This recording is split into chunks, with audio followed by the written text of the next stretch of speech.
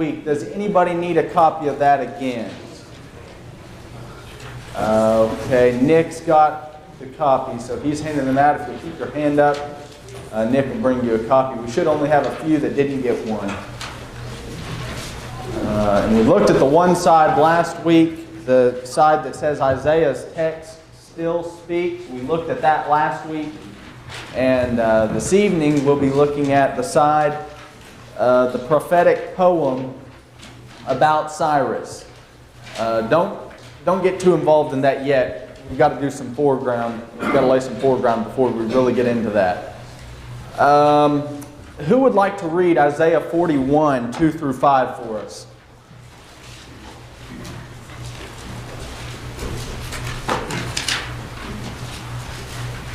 Whoever's got Isaiah 41, 2 through 5. Eric, you got it? Okay.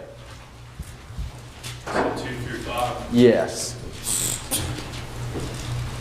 And the scripture reads, "Who raised up the righteous man from the east, called him to his foot, gave the nations before him, and made him rule over kings. He gave them as the dust to the sword, and was driven stubble to his bow. He pursued them and passed safely, even by the way that he had not gone with his feet. Who hath wrought and done it, calling the generations from the beginning. I, the Lord, the first, and with the last, I am he. The isles saw it and feared. The ends of the earth were afraid, drew near, and came." Okay. We're not to this text yet, but it presents us with a man. It doesn't name him. Some man, it says in 41:2, and it says that this righteous man is going to come from the east, the King James says. Now who that is, it's up for debate as of this moment. We don't know who that is. But take a look at 41:25 then, if we could get another reader to read 41:25.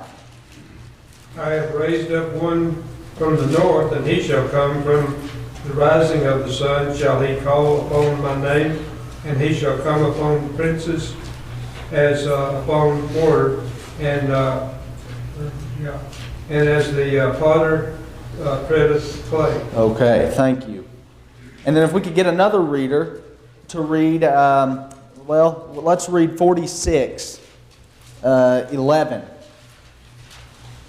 If somebody could read 46:11. "Calling a ravenous bird from the east, the man that executeth my counsel from a far country. Yea, I have spoken it, and I will also bring it to pass. I have purposed it, I will also do it." Okay, so we have a reference here again. It's the man. He's from the east. He comes as a ravenous bird, and once again his identity eludes us. And then there's a final text. If somebody could read 48. If somebody could read 48, 14, and 15. "All ye assemble yourselves and hear, which among them hath declared these things.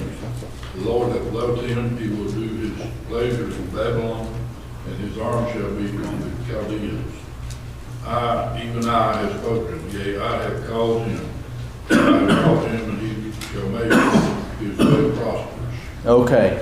And here's the man mentioned once again, the last one being 48, 14, and 15. Chapters 40 through 48 form an entire unit. And as we've read then, texts scattered throughout this unit, all of them are speaking of this same individual. Chapter 41, 2 through 5, chapter 41, verse 25, chapter 46, verse 11, and chapter 48, verses 14 and 15. All of these texts speak of the same figure, and the context is going to bear that out as we enter into this study. But he's unnamed, except for in the text 44:24 through about chapter 45, verse 13. And it explicitly lists him for us. What's his name? Somebody read for us 44, verse 28. His name is Cyrus. There it is. Somebody read 44:28 if you've got it. "That saith of Cyrus, he is my shepherd and shall perform all my pleasure, even saying to Jerusalem, thou shalt be built, and to the temple thy foundation shall be laid." Okay, and Ed, if you've got 45:1 also, if you could read 45:1. Thus saith the Lord to his anointed Cyrus, whose right hand I will to subdue nations before him, and I will loose the ones of kings to open before him the two leading gates, and the gates shall not be shut. Okay, thank you. So twice, like Clyde said, we have the mention of his name. And it finally lets us know who it is. It's King Cyrus. And so in this text here, we finally have this figure identified. Now, I said last week, this is going to be probably the most complex thing I've presented here at Cherokee to date. So try to stick with me for what I'm about to say. This entire unit reaches its peak in the middle of the unit in chapters 44 and 45. So it's constantly building up to a climax. It climaxes in the oracle that finally gives us the name of the figure, and then it recedes and starts to go back down. The pinnacle, the peak of the unit, culminates in the mention of Cyrus. Now, what's the problem here? So far, Isaiah has told us that he prophesies in the days of Uzziah, Jotham, Ahaz, and Hezekiah. Meaning that the latest date we can attribute to Isaiah is the year 686. But Cyrus comes on the scene about the year 556. Here's the difficulty. This is when Isaiah lives. This is when Cyrus lives. This is about a 150-year gap, give or take. What do you think the so-called scholars tell us? Well, if Cyrus is mentioned by name, surely this is some other author, isn't it? Isaiah can't say this. Oh, that's much too miraculous, much too prophetic. And so they say that instead of Isaiah continuing to write the remainder of our text, 40 through 66, we're told by the scholars of the day, perhaps there was a second author. What's the fifth book in your Bible? Deuteronomy. Do you know what that word means, anybody? Second giving of the law. It's a conjunct of two words, deutero and nomos. Nomos meaning law, deutero meaning second. And so you have the second giving of the law. It had already been given once in Exodus, Leviticus, and Numbers, you see. But Moses then stands up with these four distinct speeches and gives a second giving of it. He reiterates it. And in some cases he elaborates on certain things or drops certain things out. But it's a second giving of the same law. What the scholars tell us is that Isaiah did not write 40 through 66. But instead there was a second author, and they called him, because we don't know his name, so we're told, they called him Deutero Isaiah, whoever that may be. And the reason they suggest this kind of thing is because historically you've got mentionings of things that happened far later than Isaiah's day. Now all of this sounds unbelievable to the Bible believer, doesn't it? Well, it just seems simple enough. Why don't we just simply say Isaiah's looking ahead 150 years into the future, and he's saying it that way? But is that really an argument? Here's what I mean by that. If we had a skeptic among us tonight, let's say one of these scholars from Emmanuel Theological Seminary, that's what all the scholars believe this day. And we had one of those guys with us tonight. Here's what it would look like if that were our argument. We would say Isaiah's predicting something 150 years in the future. He's going to sit there and say, no, he's not. And we're not going to get much of anywhere, are we? We say he is predicting. The scholars say, no, he's not. It's a different author. I'm going to present on this sheet that the poem that we read and mention Cyrus by name absolutely must be from the pen of Isaiah, the 8th century poet, prophet, writer, speaker. So, take a look at it with me. Here's the text broken down. Sure, it's not the only place that that's happened. That's people's known information that they couldn't have known because it went back and written. So it's like it's not the only time in the Bible that's happened. No, it is not. No, it is not. Now, the scholars would disagree with that. They would. They would say there's never an instance. Now, how they're going to go at that is going to be completely different than you and I would read the text. So, let's go through this, and hopefully I'll explain what they would say, and we'll give a decent refutation of it. So the whole prophet, or the whole poem starts out with this. In 44, if you're in 44, look at verse 24 in your own text, or there on the sheet. The entire theme of this poem is, "Thus saith the Lord, thy Redeemer, and he that formed thee from the womb, I am the Lord." Now watch these statements. The poem is broken up into distinct units. In 44 and verse 24, he says, "I am the Lord." And then if you look at the sheet, it says, "that made all things." When did that happen? Oh, way back. "I am the Lord that," if you look at the sheet, "that stretched forth the heavens alone." When did he stretch forth the heavens? Oh, back at the creation. And then once again, "I am the Lord that spread abroad the earth by myself." When did that happen? Way back in the past. Do you see how then on the left of that we've got strophe number 1. All of those things are past events. Do you see that? All of those events are past events. Look at the second section then. He goes into verse 25.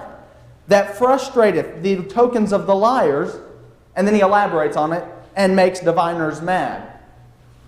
I am the Lord that," strophe 2, "that turneth wise men backward," and he elaborates again, "and maketh knowledge foolish.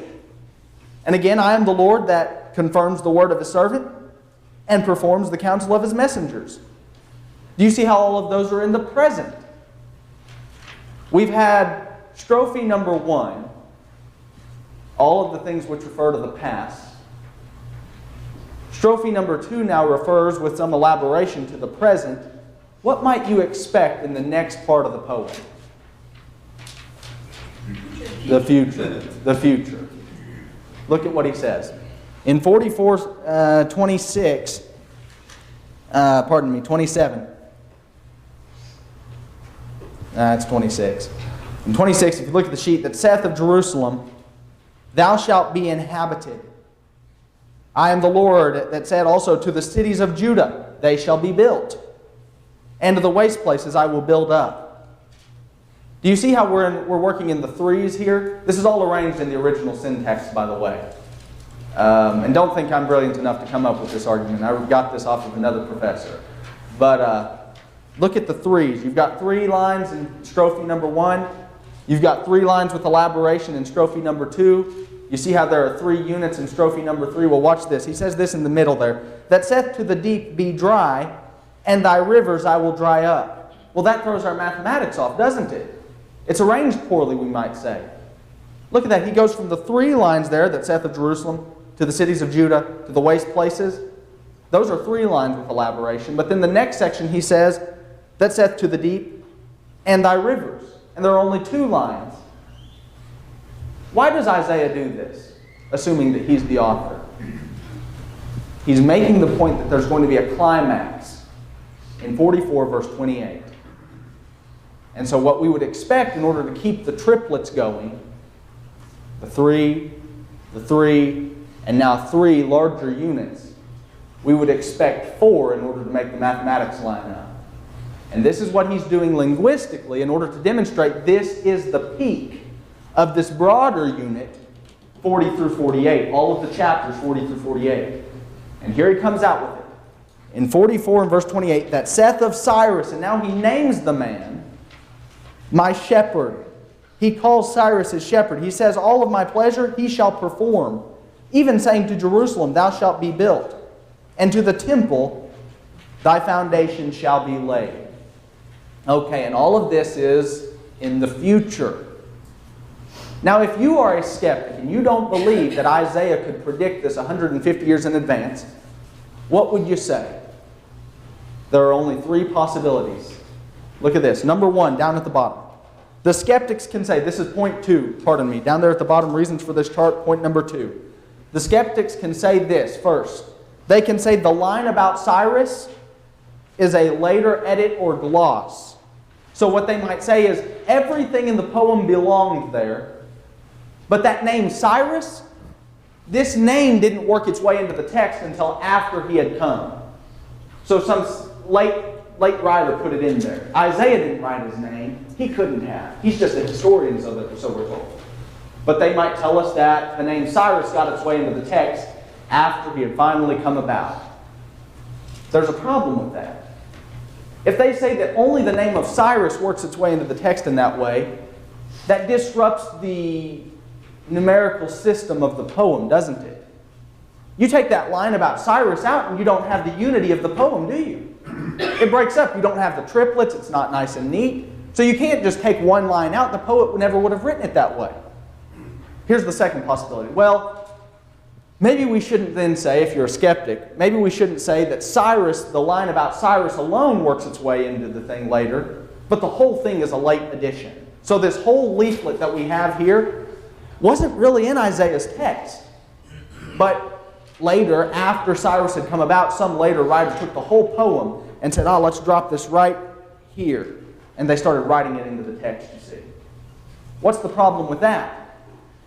If they suggest that the poem, 44:24 through 45:13, is this late addition, then it really breaks down the climax of the entire unit. All of 40 through 48 is almost without a climax, isn't it? You don't have a climax, and you have this unnamed figure. And so all of this that points to a climax is disrupted. Or what if we say this?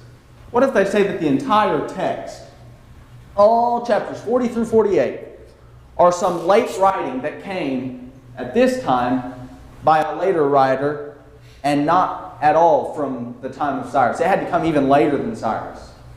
There's a problem with that. Because then if it's after Cyrus, the temple has already been built. And the writer who would be later would not be seeing a need for the temple to be rebuilt when it's already standing.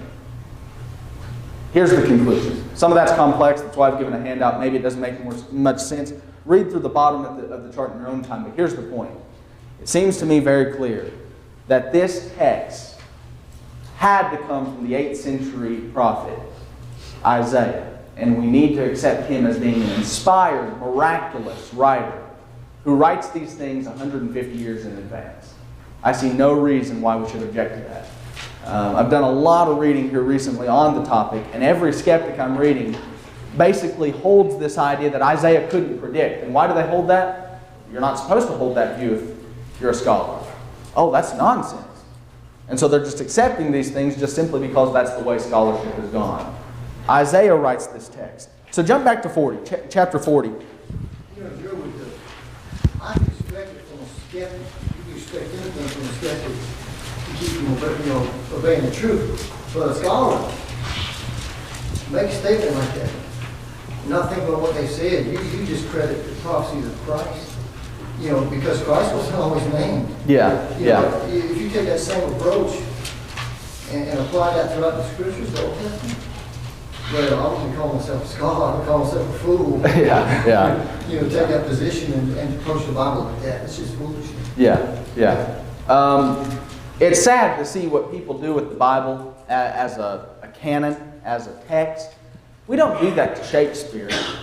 You know, we don't break Shakespeare down and start saying, well, this is probably some late addition from another well-known poet that we don't know about, and he probably inserted this here, and this is probably a later gloss, and this was never really his writings in the first place. But he studied Shakespeare enough to write like him, so he put it in there. We don't do that to other literature. Why do we do it to the Bible? Don't believe it. You know, what do you do to the character of God in doing that? In other words, the Holy Spirit's not able to tell Isaiah what to write in the future. He's not capable of telling the future. God's not capable of telling the future. He's not capable of telling somebody to write it down. Yeah. I mean, well, that reflects on the nature of God when you talk like that. You say, I don't know. You know, a man said to Paul, must learn who's doing you, man. Yeah. Listen to people, some of these scholars pray. Yeah. And make statements like that. Yeah. Norman, go ahead. What's a strophe? A strophe is like it's a literary unit. It's a part within this poem. Yeah. Good question. But yeah, you can see those three distinct units. One is the past, one is the present, one is the future. Obviously, the writer, whomever he is, I'm contending strongly it's Isaiah, holds these things still to be futuristic. So it can't be some later writer after Cyrus writing backwards, you see. It's in the future.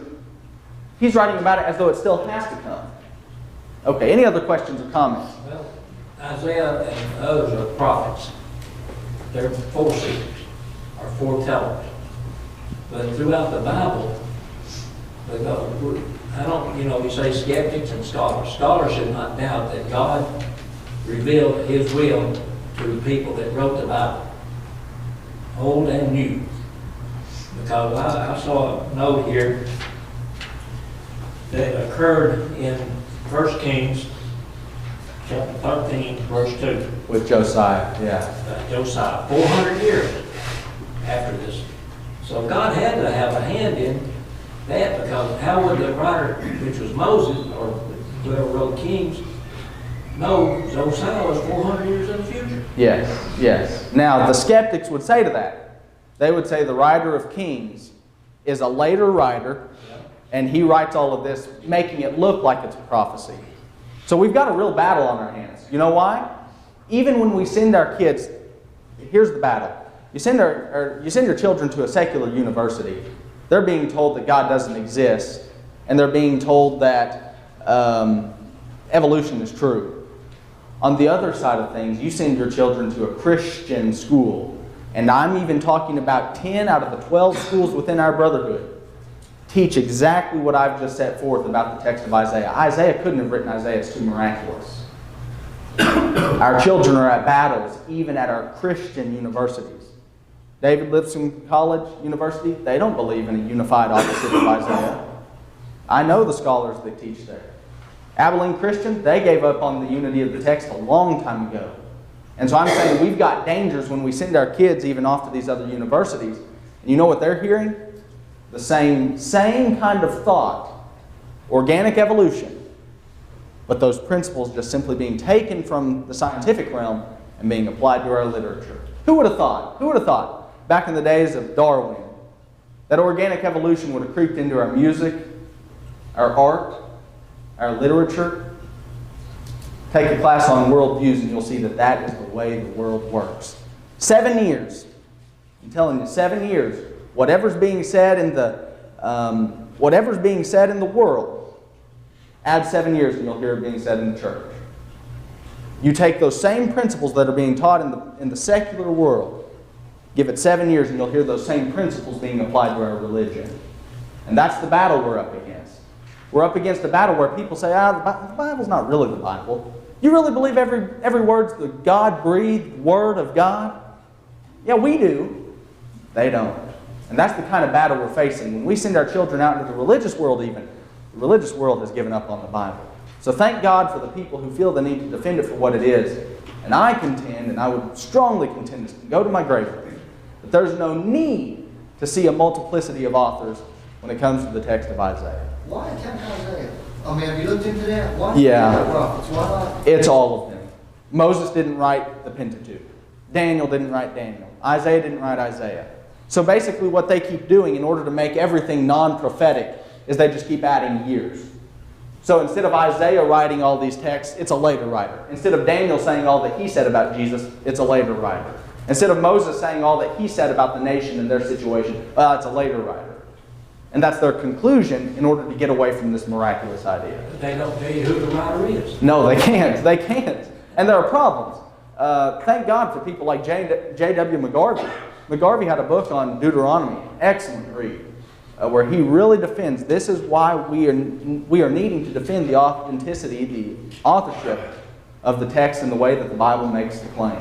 The Bible tells us Moses wrote it. Why would we doubt it? Joe? I think there's a book out now by that same guy. His name's Anonymous. yeah, that's right. That's right. You know, I think he's still putting stuff in print. Anything else?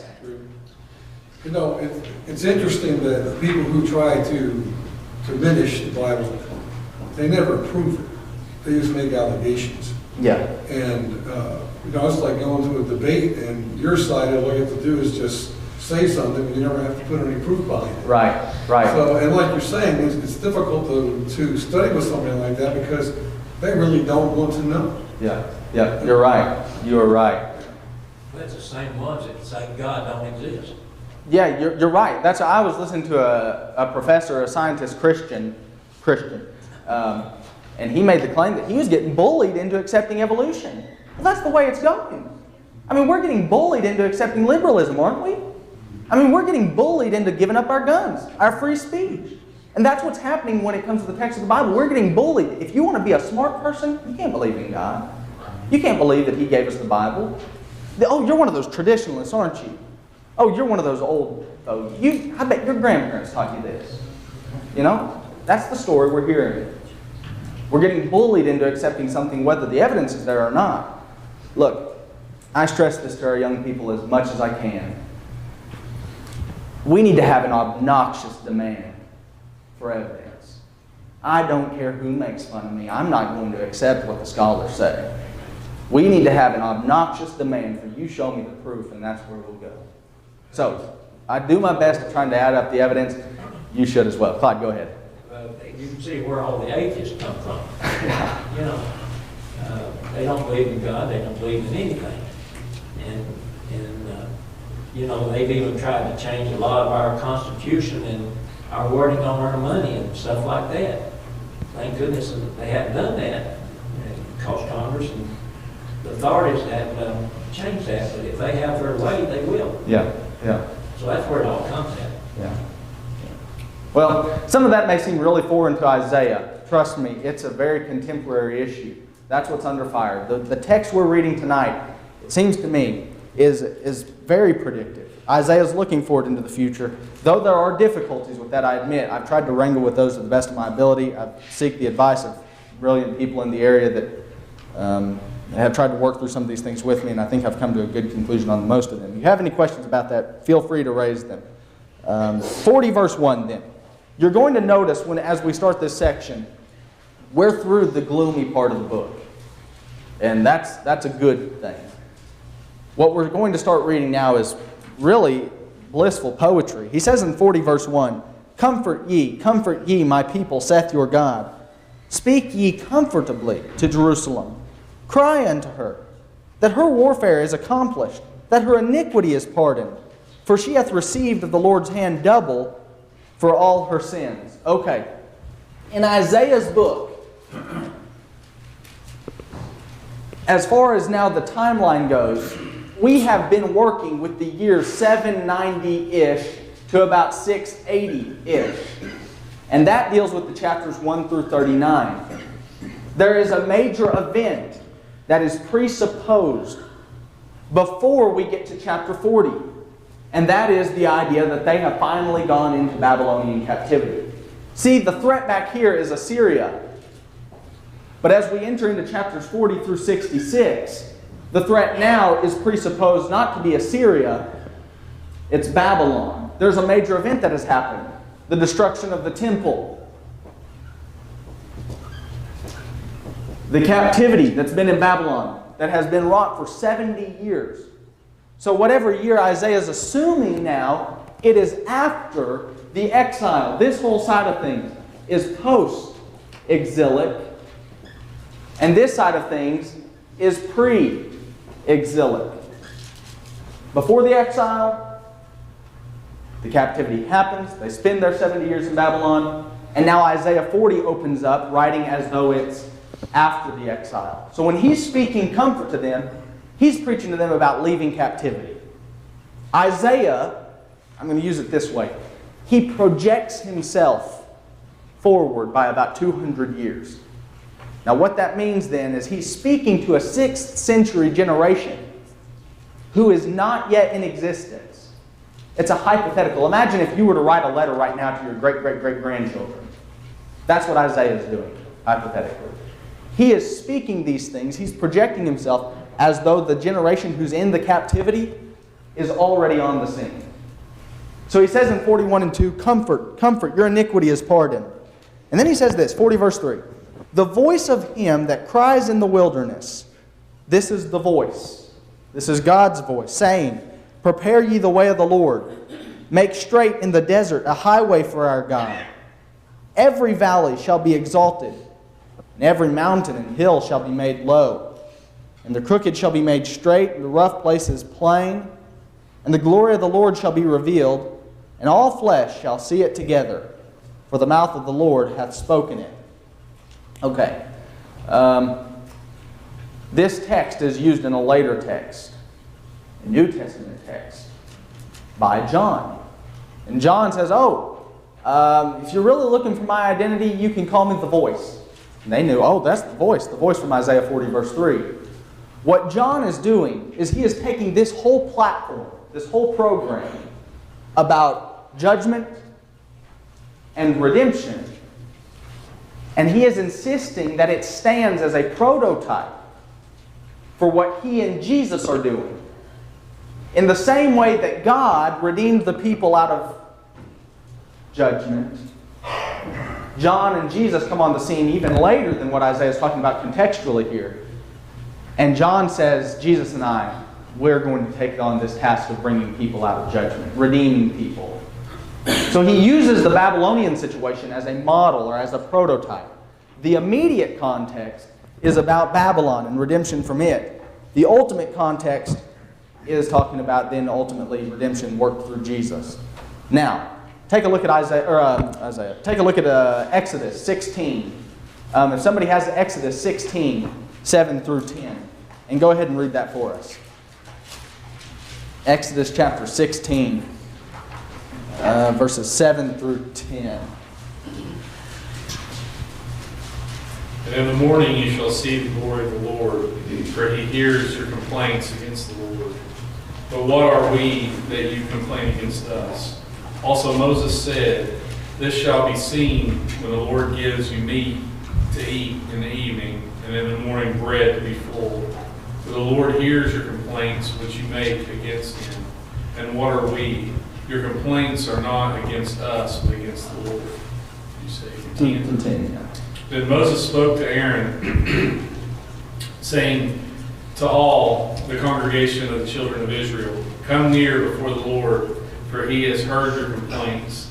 Now it came to pass, as Aaron spoke to the whole congregation of the children of Israel, that they looked toward the wilderness, and behold, the glory of the Lord appeared in the cloud. Here they are in the wilderness. They're seeing the cloud, and they're seeing, as it says, the glory of the Lord. What Isaiah is doing, and this happens, I'm going to tell you, in my view of things, the remainder of the text of Isaiah speaks in this kind of way. Now, we might have to look at some of those finer details, but I'm going to contend that it's like this. Isaiah is a middleman. The Egyptian text, the Exodus text, presents the same thing that Isaiah is presenting. And I'm going to contend that later then in the New Testament, you have the same thing being presented again. Isaiah, Exodus, the New Testament, they're all telling the same story. What is that story? It's one of judgment and redemption. Who's the oppressor in the Exodus scenario? It's Pharaoh and the Egyptians. And so when God brings them out of the oppressor's hand, they're redeemed from the judgment that had taken place, the captivity, the exile. And God says, at this point, I'm going to redeem you and you'll see the glory of the Lord. Isaiah does the same thing. It's the same thing.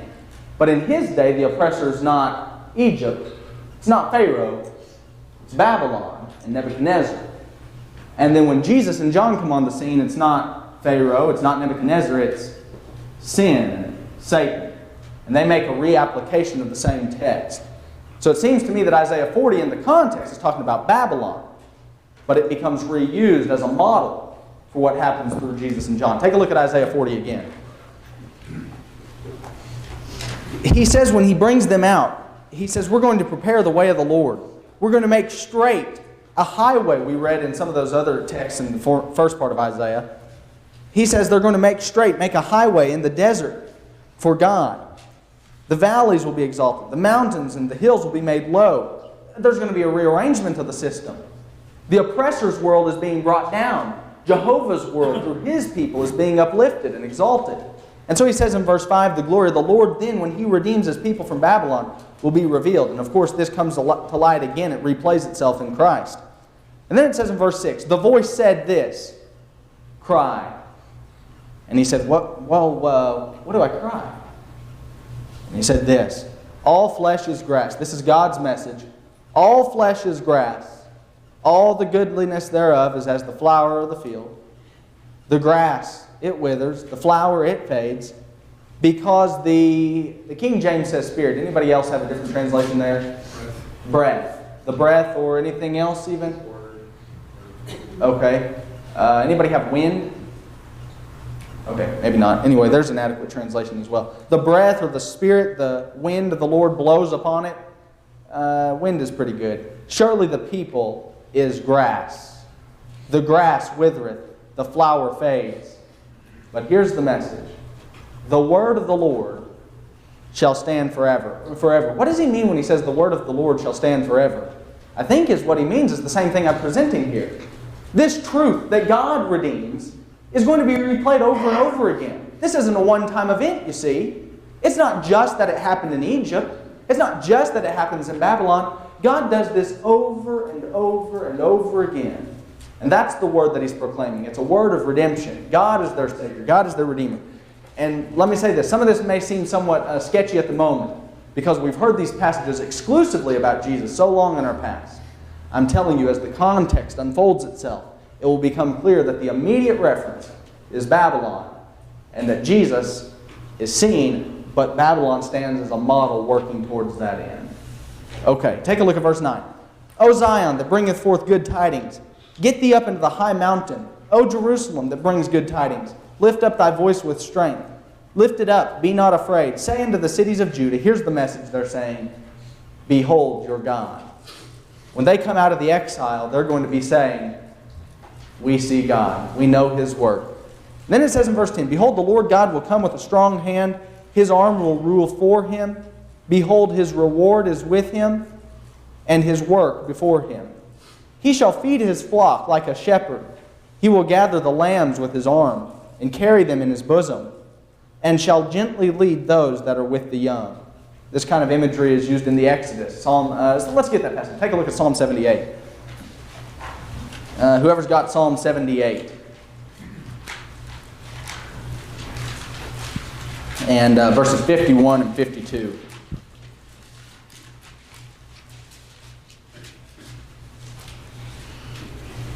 He destroyed all the firstborn in Egypt, the first of their strength in the tents of Ham. And he made his own people go forth like sheep and guided them in the wilderness like a flock. You see that? He's talking about being their shepherd to them as sheep. And this is talking about the Egyptian affair. He's talking about their coming out of Egypt. So he's talking about the Exodus in one context. He uses that same figure to shepherd the people in Isaiah, speaking about after the Babylonian exile. And what do you know? Jesus grabs a hold of that same kind of imagery and insists that he is the good shepherd in John 10 and says the same kind of thing about himself.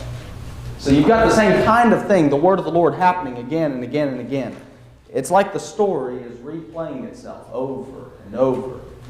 Any comments, any questions before we get into verse 12? Sure. Yes? Well, it should be no surprise that God's doing it over and over again because you need to keep reminding His people all the time about the things that He gave them to do and they didn't. And it applies to us as well. Yeah. So, yeah. We don't get it the first time very often. No, I'd say not. He's showing the same things. It's different faces. See, God's not going to come out and tell us exactly how to deal with the barber that you go to that opposes you because you're a Christian. You're not going to find that text. But here's what you will find. You'll find God saying the same kind of thing to Egypt, Assyria, Babylon, Jesus. The same thing is being taught in each of these. God's the Redeemer, and He'll continually work that same redemption. And you know, Drew, when you see the Old Testament, the shadow of things, we understand that it was prepared the Jews, it was prepared people to the Christ. And of course, it's just natural. Yeah. Because it's a shadow. It's going to be like these things over and over, and it's pointing to something else. Yeah. So it shouldn't be hard to understand, right? Yeah. Yeah. Yeah. Yeah. Anything else? Okay, take a look at 12 then. Who hath measured the waters in the hollow of his hand? He's meted out heaven with the span, comprehended the dust of the earth in a measure. This is Jehovah God. He's the mighty one. He's the one who formed the mountains. Look at verse 13. Who told the Spirit of the Lord where to go? Who directed Him? Or who was the counselor that taught God? With whom did He take counsel? And who instructed God? Who taught Him the path of judgment? Who taught Him knowledge? Showed to Him the way of understanding? Verse 15. The nations, they're as a drop of a bucket. And that's where we'll pick up next week. Thank you for your comments. Thank you for your questions. We'll pick up in verse 15. Hopefully this will start to unfold itself and make a little more sense next week. Appreciate your attention.